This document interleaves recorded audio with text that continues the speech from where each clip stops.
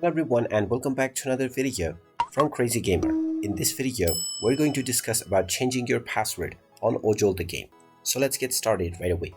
First of all, open up Ojol the Game on your device, and once you complete the basic tutorial levels, you will gain access to the home screen, from which you will be able to change various different settings for your game as well as your profile.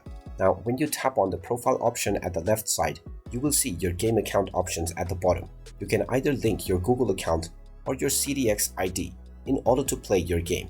Now, if you click on Link Google Account, then you will simply be asked to log into your Google ID or choose one from the list of accounts that are within your phone. When you choose this option, you will not be required to set up any password.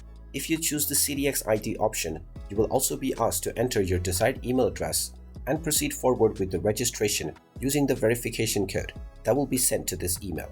Once you enter this code, you will directly be signed up or logged into your account, which means that there is no requirement for a password at all.